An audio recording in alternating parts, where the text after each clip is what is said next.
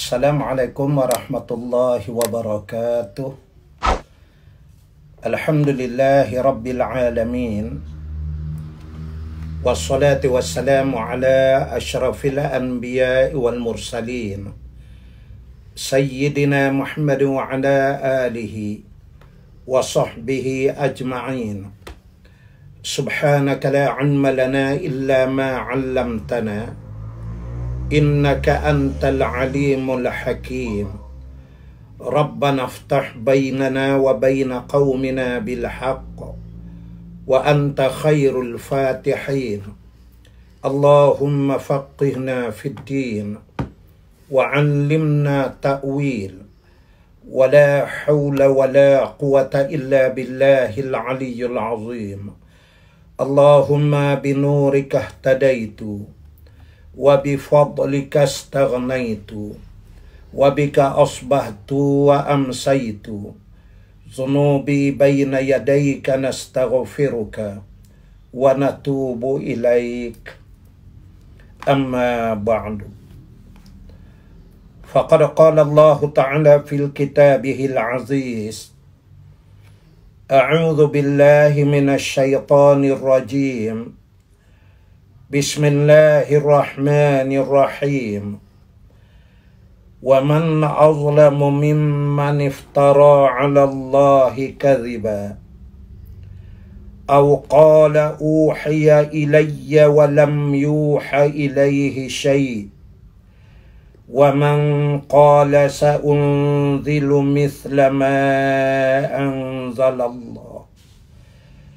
Walau tara idh zalimuna fi ghamaratil maut wal malaikatu basitu aydihim akhriju anfusakumul yawma tujzawna 'adzabal huni bima kuntum taquluna 'ala Allahi ghairal haqq wa kuntum 'an ayatihi tastakbirun. Sadaqallahul azim. Maksud daripada firman Allah Ta'ala, dengan nama Allah yang Maha Pemurah lagi Maha Mengasihani. Dan siapakah yang lebih zalim daripada orang yang mereka-reka perkara yang dusta terhadap Allah, atau orang yang berkata, telah diberi wahyu kepadaku, padahal tidak diberikan sesuatu wahyu pun kepadanya. Dan orang yang berkata, aku akan menurunkan seperti apa yang diturunkan Allah. Dan sungguh ngeri sekiranya engkau melihat ketika orang-orang yang zalim itu dalam penderitaan sakratul maut, yakni ketika hendak putus nyawa dari jasadnya, sedang malaikat-malaikat pula menghulurkan tangan mereka, memukul dan menyiksa orang-orang itu, sambil berkata dengan menengking dan mengejek, keluarkanlah nyawa kamu dari tubuh kamu sendiri. Pada hari ini, kamu dibalas dengan azab seksa yang menghina kamu sehina-hinanya, disebabkan apa yang telah kamu katakan terhadap Allah dengan tidak benar, dan kamu pula menolak dengan sombong takabur akan ayat-ayat keterangannya. Sadaqallahul azim. Maksud ayat 93 Suratul An'am. Sidang hadirin dan hadirat, para jemaah yang mengikuti siaran secara live ini, bahawa kuliah yang saya adakan ini adalah merupakan jadual yang sepatutnya pada waktu dan hari ini saya mengajar kelas muslimat kuliah tafsir di Masjid Seksyen 19 Masjid Ubudiyah. Oleh kerana pihak muslimat mengemukakan supaya saya membuat secara live menyambung kelas tafsir ini, maka inilah pada petang ini saya melakukannya. Mudah-mudahan insya-Allah akan memberi manfaat kepada seluruh mereka-mereka yang mengikuti siaran ini secara langsung, iaitulah tafsir ayat 93 Suratul An'am. Sidang hadirin yang dirahmati Allah sekalian, ayat yang telah saya bacakan ini adalah ayat yang mendedahkan berhubung dengan kezaliman yang dilakukan oleh sebahagian manusia di dalam kehidupan mereka. Bagaimana ayat ini mendedahkan akan setengah di kalangan manusia yang curang terhadap ayat-ayat Allah Subhanahu wa taala. Mereka meminda dan merubah ayat-ayat Al-Quran menurut apa yang dikehendaki oleh mereka. Dan Allah Ta'ala menceritakannya di dalam ayat ini. Begitu juga Allah Subhanahu wa taala memberikan amaran yang keras kepada mereka yang melakukan hal-hal seperti ini, yakni berada dalam kedudukan yang zalim, di mana menurut Islam zalim meletakkan sesuatu tidak kena pada tempatnya. Itulah yang dimaksudkan dengan kezaliman.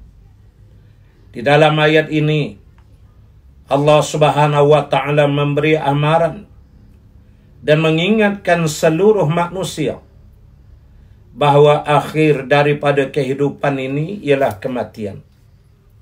Bahawa orang-orang yang zalim itu akan diazab oleh Allah Subhanahu wa taala pada hari kematiannya. Belum lagi sampai di padang mahsyar. Belum lagi azab ketika meniti titian asirat. Belum lagi menjejak kepada bakaran di dalam api neraka.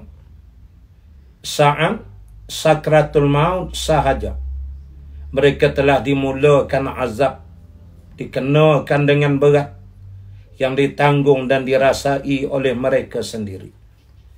Seterusnya di dalam ayat ini Allah Subhanahu wa taala merekodkan dialog yang dikemukakan oleh malaikat terhadap orang-orang yang zalim pada masa sakratul maut. Kalimah-kalimah yang menghina mereka, yang merendahkan mereka, yang merupakan juga suatu azab yang tidak terperi sakitnya. Marilah pada petang ini mengambil saki-baki umur yang masih ada. Kita cuba untuk melihat baris demi baris daripada ayat 93 Suratul An'am ini. Mudah-mudahan insya-Allah ada manfaatnya ke atas kita bersama. Sidang hadirin yang dirahmati Allah sekalian, menurut para ulama, apa yang dinamakan Al-Quranul Karim itu, ayat-ayatnya itu ada asbabun nuzul, yakni sebab-sebab diturunkan ayat. Menurut Mu'an bin Rifa'ah, beliau telah berkata bahawa ada seorang penulis wahyu di zaman Rasulullah sallallahu alaihi wasallam bernama Abdullah bin Sa'ad bin Sarhah. Pernah dia ditanya oleh orang ramai, bagaimanakah caranya kamu menulis akan wahyu yang diturunkan oleh Allah kepada Rasulullah sallallahu alaihi wasallam. Lalu Abdullah bin Sa'ad ini menjawab, aku menulis ikut suka hatiku. Apa yang aku rasakan nak tulis, aku tulis. Mana yang aku rasa untuk aku pindah, maka aku memindahnya. Dicatatkan juga oleh sebahagian ulama. Di antaranya dia pernah melakukan kecurangan itu dengan merubah ayat Azizun Hakim kepada Ghafurur Rahim. Suatu perubahan yang membawa kepada makna yang sangat jauh daripada apa yang sepatutnya yang dikehendaki oleh Allah Subhanahu wa ta'ala. Manakala menurut Ikrimah radhiyallahu an, ayat ini diturunkan kepada Musailamatul Kadzdzab, Musailamah yang pendusta, yang mengaku menjadi nabi semenjak lagi masih hidupnya Rasulullah sallallahu alaihi wasallam. Hasil daripada kejahatan mereka ini bagi mengingatkan umat di sepanjang zaman akan kejahatan-kejahatan yang mereka lakukan. Maka Allah Ta'ala menurunkan ayat ini sebagai peringatan ke atas kita bersama. Mari kita lihat ayat demi ayat yang dimaksudkan di dalam ayat 93 ini. Firman Allah Ta'ala, dan siapakah yang lebih zalim daripada orang yang mereka-reka perkara yang dusta terhadap Allah. Ini yang pertama.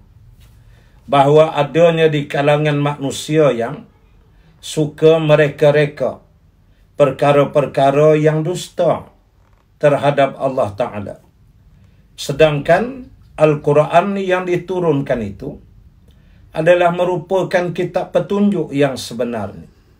Firman Allah Ta'ala, Al-haqqu min Rabbi, fala takunanna minal mumtarin.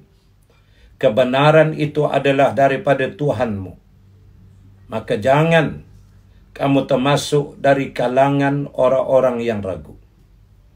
Sesungguhnya golongan-golongan kufar musyrikin, khususnya dari kalangan orang-orang munafik, suka mengada-ngadakan sesuatu yang lain daripada apa yang diturunkan oleh Allah. Sehingga Allah menyebutkan, atau orang yang berkata, telah diberi wahyu kepada aku, padahal tidak diberikan sesuatu wahyu pun kepadanya. Di mana ini juga merupakan suatu kezaliman. Meminda ayat-ayat Allah satu kezaliman. Mengaku menjadi nabi suatu kezaliman. Kemudian penulis wahyu di zaman Rasulullah sallallahu alaihi wasallam, menurut catatannya, iaitulah Abdullah bin Sa'ad bin Sarhah, telah menjadi murtad mengikut jejak langkah Musailamatul Kadzdzab. Selain daripada beberapa orang yang lain, mereka-mereka inilah yang telah digunakan nama mereka oleh Musailamah bagi memaut orang ramai supaya menjadi murtad. Di antaranya dengan mereka menyebutkan bahawasanya penulis wahyu sendiri telah bersama dengan Musailamah. Lalu bagaimana dengan kalian? Mari bersama-sama denganku. Menyebabkan jumlah orang-orang murtad meningkat menjadi puluhan ribu jumlahnya, sehingga tercetuslah peristiwa peperangan Riddah yang dipimpin oleh Abu Bakr As-Siddiq radhiyallahu an, yang telah menghapuskan orang-orang murtad itu. Demikian juga kerja-kerja yang dilakukan oleh orang-orang yang munafik. Mereka suka menimbulkan kekacauan dan huru-hara di dalam kehidupan bermasyarakat di Madinah. Sebagaimana yang sering saya tegaskan, kalimah munafik ini diambil daripada perkataan nafaqah ataupun nafaq. Nafaq iaitulah muka terowong. Kalaulah umpamanya kita buat satu lebuh raya, kemudian kita menebuk bukit, dia daripada kawasan sini, kemudian buat terowong di dalamnya, dikeluar belah sini. Maka di sini ini ada muka terowong yang untuk keluar, di sini muka terowong untuk masuk. Mereka yang masuk di sini, dia akan keluar di sini. Manakala yang masuk di sebelah sini akan keluar di hujung sini. Maka muka terowong itulah dia panggil nafaq. Daripada situlah dimaksudkan dengan munafik, yang disebut dengan istilah lain zul wajhain wal-'iyazu billah, yakni manusia yang mempunyai dua wajah. Dia masuk sini, dia keluar di sana. Masuk kemari, dia jadi geng ni, keluar kat sini pula. Mereka tidak punya pendirian, tetapi mereka punya kejahatan terancang di sepanjang zaman sehingga hari kiamat. Kalaulah di zaman Nabi SAW, maklum, ketua kepada orang-orang munafik itu ialah Abdullah bin Ubay bin Salul. Berpunca daripada iri hati, dengki, apabila dia yang hampir sahaja dipilih untuk menjadi pemimpin di Madinah pada masa itu, tiba-tiba saat dia hampir ditabalkan menjadi pemimpin, Rasulullah SAW sampai di Yasrib, yakni di Madinah. Lalu penduduk-penduduk Yasrib yang telah pun beriman dan berbai'ah dengan Rasulullah SAW, sebahagiannya dalam Bai'atul Aqabah yang pertama dan Bai'atul Aqabah yang kedua, mereka menyambut Rasulullah. Kemudian Rasulullah SAW diangkat dan dilantik menjadi ketua di Madinah. Itulah yang mendatangkan kemarahan Abdullah bin Ubay. Itulah yang mendatangkan hasad di kalangan orang-orang munafik. Mau menentang secara berdepan, dia tidak mampu. Karena pengikut-pengikutnya ramai yang telah mati dalam peperangan Bu'ath. Menurut riwayat, bahwasanya peperangan Bu'ath terjadi 6 bulan sebelum daripada Nabi SAW sampai di Madinatul Munawwarah. Di dalam peperangan itu ramai pemimpin-pemimpin, sahabat-sahabat qarib kepada Abdullah bin Ubay ini serta bala tenteranya mati dalam peperangan itu, yakni pertempuran di antara orang Madinah dengan orang Madinah, dengan dihasut di tengah-tengah oleh ahli kitab. Barang diingat bahawa di Madinah ada Yahudi Bani Quraizah, Bani Qainuqa dan Bani An-Nadir. Mereka inilah yang menghasut sehingga berlarutan perang. Apabila tamat saja peperangan Bu'ath, Abdullah bin Ubay melihat dia sudah tidak punya supporter, penyokong lagi. Ramai tenteranya mati. Dan bila Nabi SAW dia angkat menjadi ketua negara, datanglah hasad dan kemarahan dalam dirinya. Mau menentang berdepan, dia tidak ada kekuatan.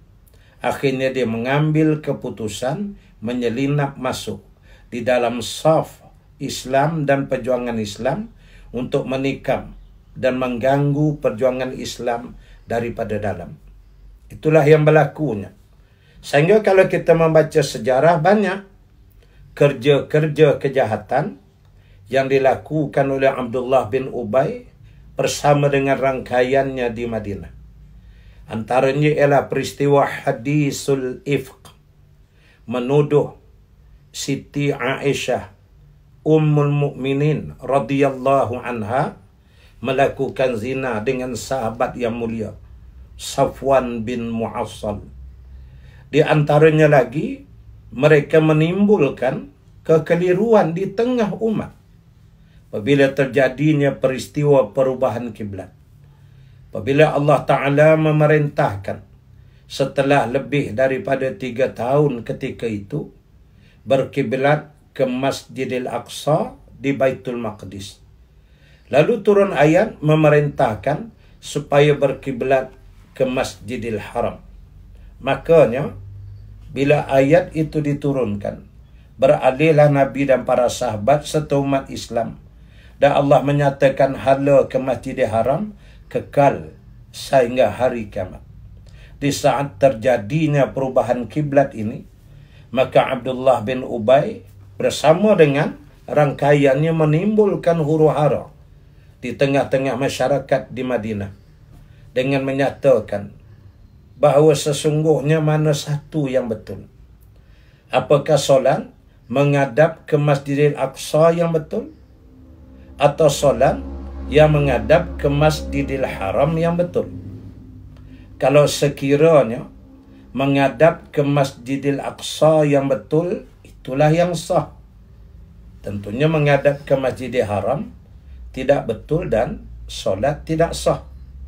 Sekiranya katanya menghadap ke Masjidil Haram, itulah yang betul dan itulah yang sah, bermakna sia-sialah sembahyang sebelum ini menghadap ke Masjidil Aqsa. Sudah tentu itu tidak sah. Tidak mungkin, kata orang-orang munafik, ada yang dua-dua sah, dua-dua tidak sah, tidak mungkin. Mereka mendatangkan kekeliruan berhubung dengan perubahan kiblat ini. Sehingga Allah menyebut dalam Quran, sayaqulu sufaha, berkatalah orang-orang yang bodoh itu. Di mana Allah menamakan orang-orang munafik itu sebagai orang-orang yang bodoh. Mereka jugalah melakukan suasana bagi melemahkan perjuangan Islam. Ketika Nabi SAW bergerak menuju ke medan Uhud, bagaimana 1000 tentera yang dalam perjalanan ke Uhud telah dihasut oleh Abdullah bin Ubay bin Salul bersama dengan beberapa orang yang lain, sehingga sebahagian daripada tentera Islam berjumlah lebih kurang 300 orang lebih. Ada yang menyatakan 350 orang berpatah balik ke pusat bandar Madinah, tidak menuju ke Uhud. Dengan Abdullah bin Ubay beralasan, jika sekiranya semua pergi ke Uhud, siapakah yang akan mempertahankan bandar Madinah itu? Jika sekiranya demikian hal keadaan, harus sebahagian patah balik mempertahankan Madinah, manakala yang lain teruslah ke Uhud. Hasil daripada ucapannya meracuni pemikiran sahabat, menyebabkan ada sahabat yang terpengaruh dengan ucapan mereka, lalu berpatah balik dan matlamatnya untuk melemahkan pasukan tentera Islam, sedangkan keluar dari medan jihad, meninggalkan medan jihad.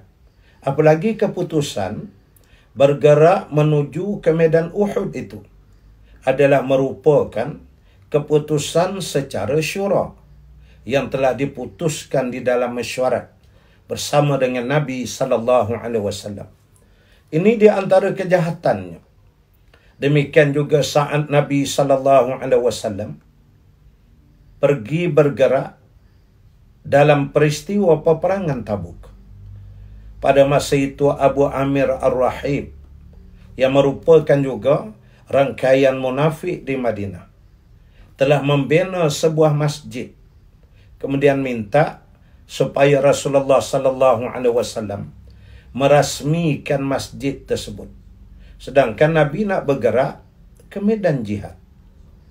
Mereka cuba mengalihkan arahan ataupun arah kerja jihad yang sedang diatur oleh Nabi SAW.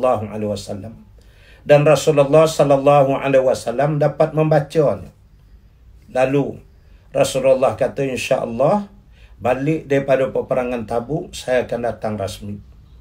dalam perjalanan pulang daripada peperangan Tabuk, turun ayat memerintahkan supaya dimusnahkan masjid itu.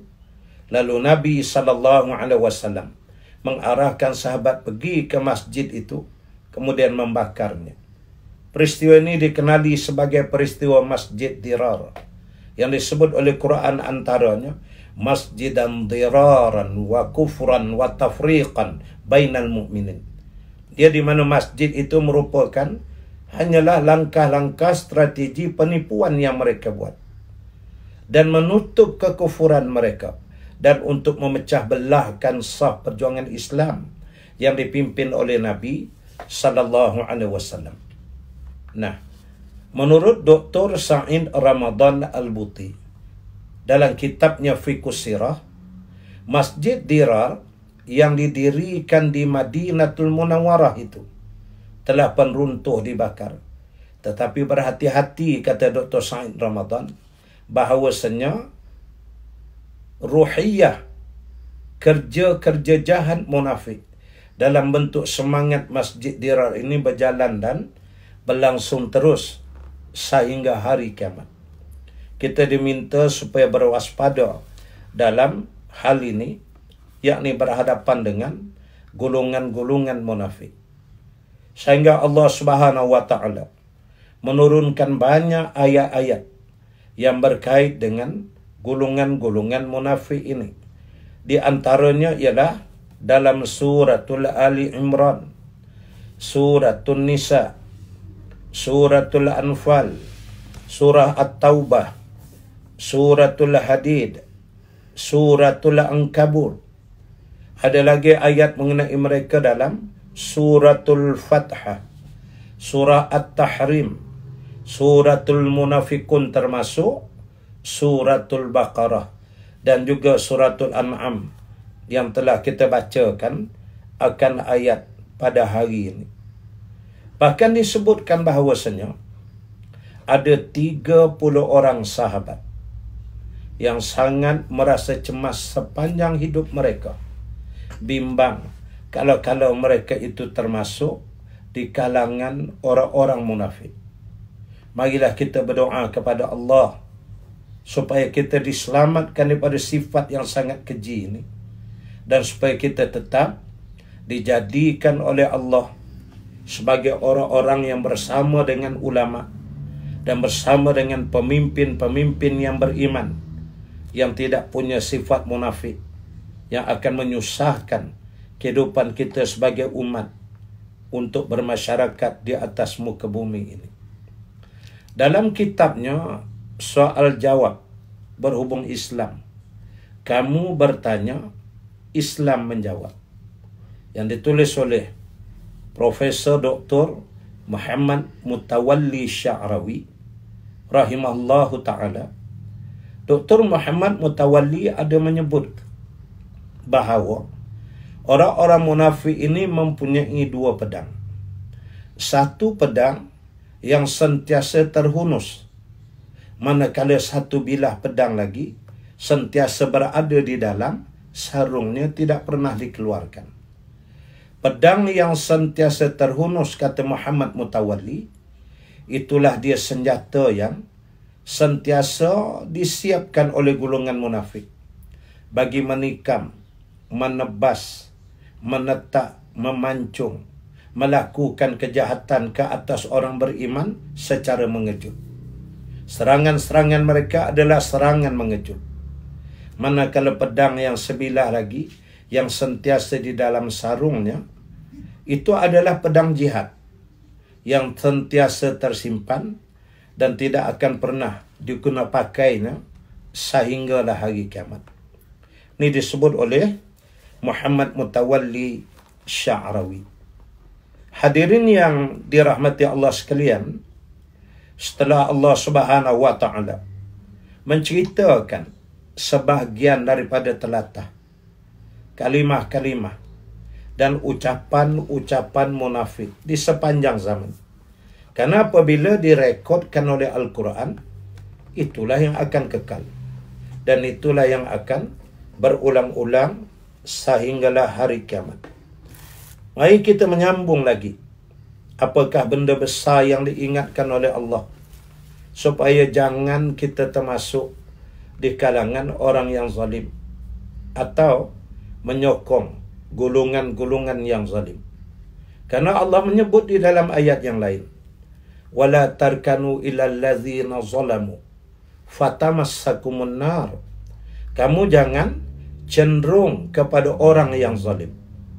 Nanti kamu akan disambar oleh api neraka. Wal-'iyazubillah. Dan sungguh ngeri sekiranya engkau melihat ketika orang-orang yang zalim itu dalam penderitaan sakratul maut, yakni ketika hendak putus nyawanya, sedang malaikat-malaikat pula menghulurkan tangan mereka, memukul dan menyiksa orang-orang itu, sambil berkata dengan menengking dan mengejek, keluarkanlah nyawa kamu dari tubuh kamu sendiri. Pada hari ini kamu dibalas dengan azab seksa yang menghina kamu sehina-hinanya, disebabkan apa yang telah kamu katakan terhadap Allah dengan tidak benar, dan kamu pula menolak dengan sombong takabur akan ayat-ayat keterangan kami. Di mana di ujung daripada ayat 93 suratul An'am ini, Allah menceritakan berhubung dengan sakratul maut, suatu perkara yang pasti berlaku ke atas setiap orang yang hidup. Firman Allah Ta'ala, kullu nafsin dha'iqatul maut. Setiap yang hidup bernyawa pasti akan merasai kematian. Kita tidak boleh mengelak kematian. Kita tidak boleh melarikan diri dari kematian. Apa yang ada ialah kita dalam keadaan menunggu sahaja datangnya kematian pada hari yang telah ditentukan oleh Allah Subhanahu wa ta'ala. Sesungguhnya kematian itu adalah perkara yang benar. Berkata Imam Hasanul Basri rahimahullahu ta'ala, sesungguhnya tidak ada perkara yang paling benar dalam hidup tapi dianggap paling batil di kalangan manusia melainkan maut. Ini kata Imam Hasan Basri. Karena kata Imam Hasan Basri, kamu melihat bagaimana setiap hari manusia melihat kematian, tapi mereka merasakan seolah-olah mereka tidak mati. Itu yang disebut oleh Imam Hasan Basri, perkara yang paling benar, tapi dianggap yang paling batil oleh sebahagian manusia. Kita lihat dengan apa yang ditakdirkan oleh Allah. Kabarnya ada lagi sehari dua ini terjadi kematian dalam kes COVID-19 ini. Namun masih ada orang yang merasakan seolah-olah dia tidak akan mati. Bermain-main dengan arahan-arahan yang dikeluarkan. Masih lagi dalam keadaan tidak mengurung diri di rumah dan seumpamanya. Kita hendaklah sedar bahawasanya Allah Ta'ala telah memberikan petunjuk kepada kita melalui Al-Quran dan hadis-hadis Nabi SAW. Tidak ada di kalangan ulama melainkan mereka menyebutkan bahawa kematian itu suatu yang menyakitkan, sangat menyeksa jasad tiap-tiap orang yang melaluinya. Bahkan disebutkan oleh beberapa ulama, ya, di antaranya ialah hadis riwayat Imam At-Tabrani. Rasulullah menyebutkan bahawa nyawa orang-orang yang mukmin, yakni orang yang beriman itu, keluar dalam keadaan melompat, manakala nyawa orang-orang yang kufur dicabut seperti mencabut nyawa seekor himar. Ini digambarkan oleh Nabi. Melompat itu dengan makna suatu yang pantas, yang cepat.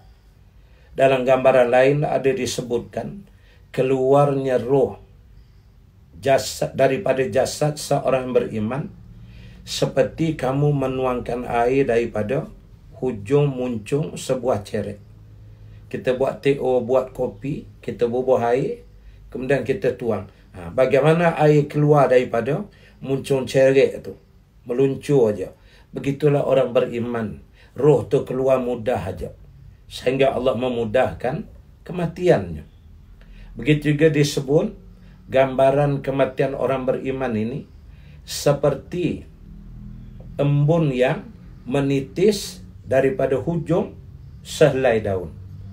Bagaimana dia terletak atas daun, kemudian dia berguling, jatuh, membulat, turun, sampai di hujung daun tu pelan, tu putus, mengeluarkan seperti sinar cahaya. Itulah gambaran roh orang-orang yang beriman. Apabila mereka meninggal dunia, dipermudahkan oleh Allah Subhanahu wa ta'ala.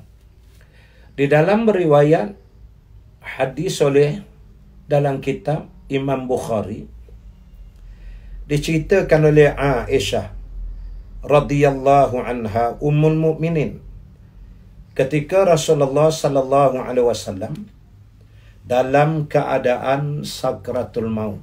Sakarat makna mabuk. Wa ma hum bisukara. Sebenarnya mereka mabuk. Sukara, sakarat itu mabuk menghadapi kematian. Kita kata pening. Ya, kalau orang belah pantai timur kata nana. Tak tentu arah hujung pangkal, jadi tak tahulah. Kecuali kita alami sendiri. Ya, suatu yang sangat seksa. Aisyah kata, aku sendiri tengok hari ketika Nabi SAW menghadapi sakratul maut, bagaimana Rasulullah memasukkan tangannya ke dalam satu bekas yang ada air, kemudian Rasulullah menyapu kepada mukanya, menunjukkan bahawasanya sakratul maut itu sangat dahsyat, sehingga Rasulullah sendiri pun terasa tekanan sakratul maut ini. Bagaimana sakit sakratul maut, kita tidak dapat menggambarkan. Dalam satu hadis, dalam satu ulasan hadis, dalam kitab Mustika Hadis berhubung dengan sakratul maut, disebutkan bahawa kita tidak tahu macam mana sakitnya ketika roh keluar daripada jasad.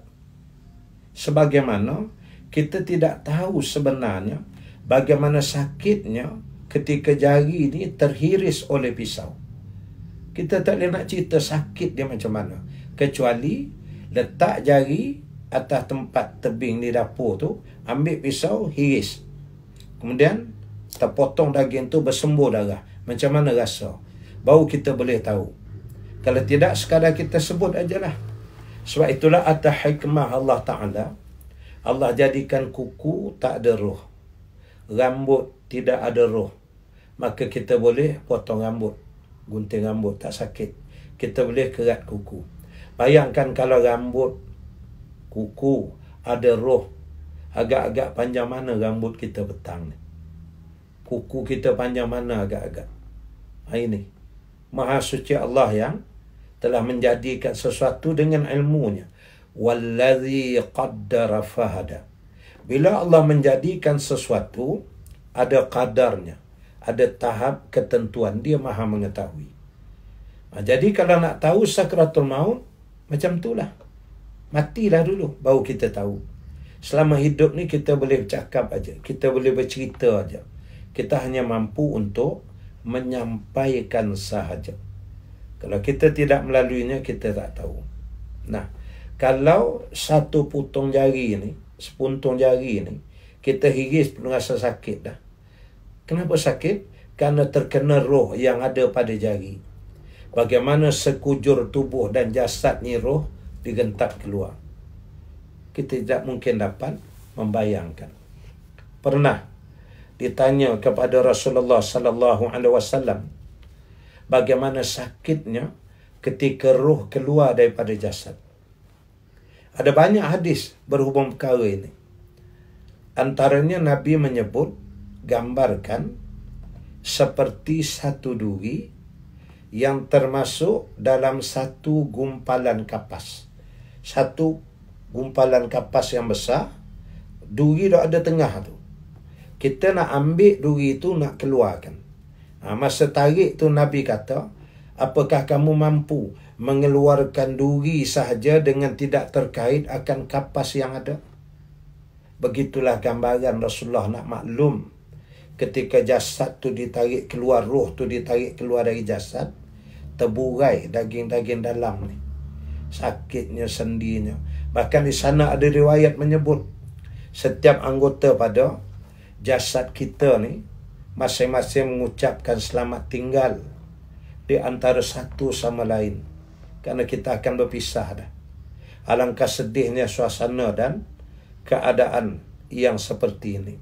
Tapi bagi orang-orang munafik, tak ada apa bagi dia. Dia tidak menganggap bahawasanya kematian tu dalam keadaan begitu. Kerana mereka menolak dan tidak percaya kepada apa yang disebut oleh Rasulullah sallallahu alaihi wasallam.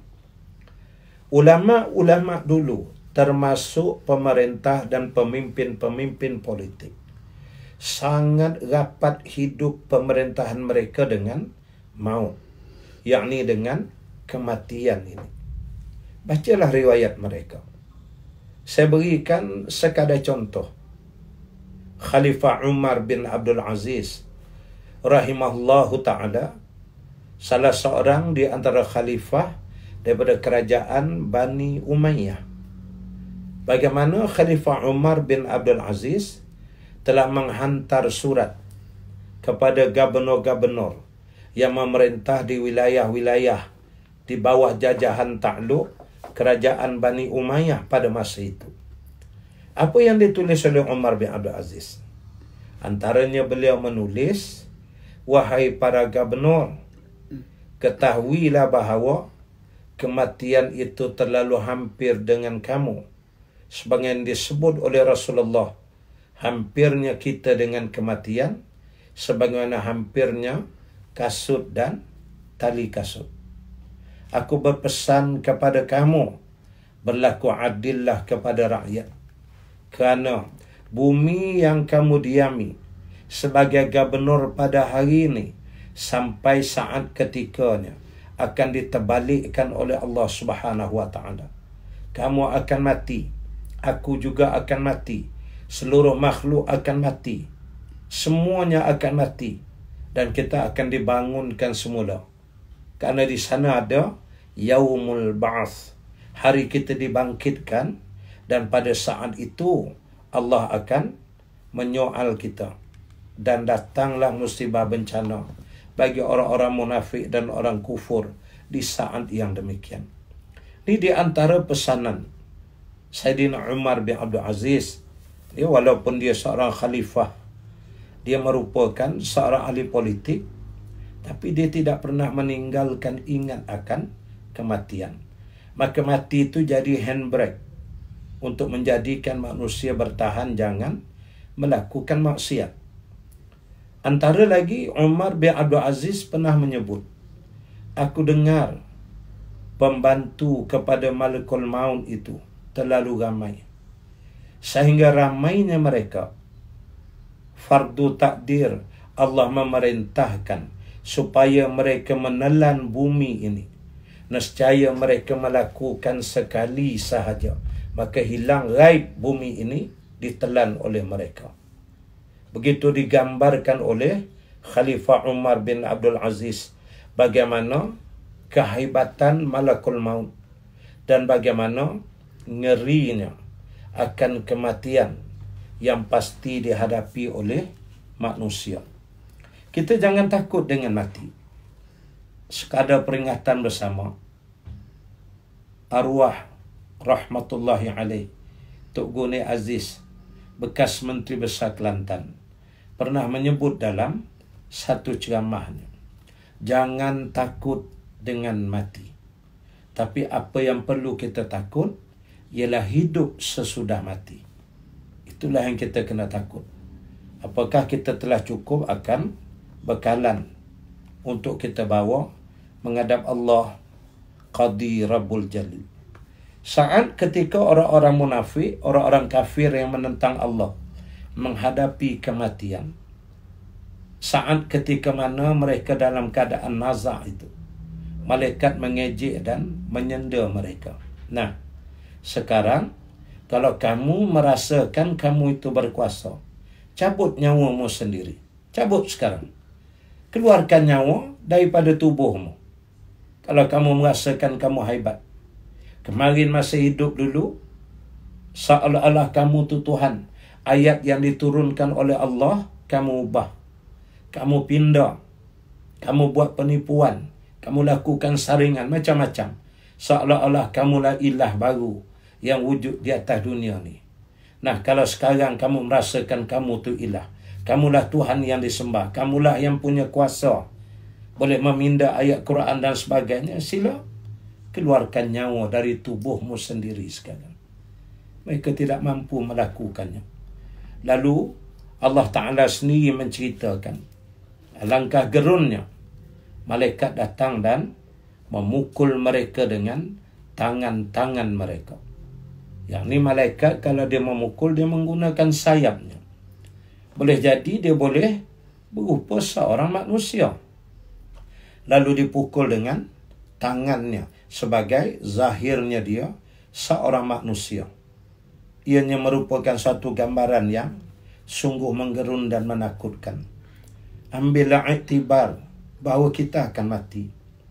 Pada rumput yang begitu sekali hijau. Tiap-tiap hari kita lalu kita pijak. Lama-lama rumput tu jadi kuning. Lama jadi hitam. Lepas tu tinggal tanah. Mati habis rumput. Begitu juga dengan segala apa yang ada di dunia. Matahari begitu sekali cerah. Sampai ketika waktu maghrib dia tenggelam. Hilang cahaya matahari. Bulan begitulah dia hebat menyinar di waktu malam. Tapi nanti kalau datang waktu subuh, fajar mula menyingsing, dia akan hilang. Tidak ada yang kekal, melainkan Allah, Qadi Rabbul Jalil. Itulah maksudnya la ilaha illallah itu. Tidak ada ilah, tidak ada sembahan sebenar-benarnya, melainkan Allah Subhanahu wa Ta'ala. Oleh kerana kita mengakui Allah lah yang sebenar-benarnya, Tuhan yang kita sembah, maka kita tidak ada pilihan, melainkan kita mesti turut ayat-ayat Allah. Jangan kita meminda-minda sebagaimana yang dilakukan oleh orang-orang munafik dan orang-orang yang murtad pada zaman Rasulullah sallallahu alaihi wasallam dan zaman-zaman yang selepasnya. Ramai mereka-mereka yang mengaku menjadi nabi baru di kalangan umat ini. Kepelbagaian cara serangan ke atas umat terjadi di sepanjang zaman. Kita hendaklah memahami bahawasanya di antaranya ialah tingkah laku ahli kitab, orang-orang Yahudi, yang disebut oleh Allah di dalam ayat yang lain. Firman Allah Ta'ala, allazina atainahumul kitab ya'rifunahu kama ya'rifuna abna'ahum wa inna fariqam minhum la yaktumuna al-haq wa hum ya'lamun. Maksudnya terdapat di kalangan ahli kitab, mereka-mereka itu mengetahui akan kebenaran Rasulullah sallallahu alaihi wasallam. Mereka tahu kebenaran Al-Quran. Mereka tahu kebenaran hadis-hadis Rasulullah ni. Tapi mereka menyembunyikan kebenaran dalam keadaan mereka mengetahuinya. Ini jahat. Ini suatu akhlak yang sangat jahat. Makanya ulama dalam membahaskan pula, para ulama dibahagilah kepada dunia. Kepada dua. Dia ada ulama dunia. Ini ulama usuk. Ada ulama ul-akhirah. Marilah kita menurut jejak langkah ulama-ulama yang membawa kita untuk kebaikan di dunia dan kebaikan di negeri akhirat. Dan sesungguhnya ayat 93 ni sudah cukup menjadi peringatan yang keras, amaran kemurkaan Allah kepada sesiapa sahaja yang tidak meyakini akan Al-Quranul Karim, yang cuba duduk dalam rangkaian gerakan di sepanjang zaman bagi menidakkan kebenaran Al-Quran. Mereka pasti dibinasakan oleh Allah Subhanahu wa ta'ala. Mereka-mereka itu mendapat azab yang sangat pedih di dunia dan azab yang maha berat pada hari kiamat nanti. Mudah-mudahan dengan sedikit kupasan yang saya tujukan peringatan ini khusus. Pertama, kepada diri saya sendiri. Yang kedua, bagi melangsungkan juga kuliah secara bulanan dengan sahabat-sahabat sahabiah di kalangan muslimat di Masjid Section 19 Masjid Ubudiyah. InsyaAllah panjang umur kita boleh bertemu kembali di masjid. Mudah-mudahan semua kita diampunkan oleh Allah. Dan mari kita menangguh dengan bacaan tasbih kifarah suratul Asr, dan kita tutup dengan bacaan doa. Subhanakallahumma wa bihamdik, nashhadu an la ilaha illa anta, nastaghfiruka wa natubu ilaik. Bismillahirrahmanirrahim. Wal 'asri innal insana lafi khusr illa alladhina amanu 'amilus shalihat wa tawasaw bil haqq wa tawasaw bis sabr. A'udzu billahi minasy syaithanir rajim. Bismillahirrahmanirrahim. Alhamdulillahi rabbil alamin. Wassalatu wassalamu ala asyrafil anbiya'i wal mursalin sayyidina Muhammad wa ala alihi wa sahbihi ajma'in. Allahumma nawwir bil ilmi qulubana wasta'mil bi ta'atika abdadana wa khallis minal fitani wal mihni asrarana washghal bil i'tibari afkarana wa qina syarra wasawis syaitan wa ajirna minhu ya rahman hatta la yakuna lahu alaina sultan birahmatika ya arhamar rahimin. Allahumma barik lana fi Rajab wa Sya'ban wa ballighna Ramadan. Wa sallallahu ala sayyidina Muhammad walhamdulillahi rabbil alamin wa billahi taufiq wal hidayah. Assalamualaikum warahmatullahi wabarakatuh. Wallahu alam.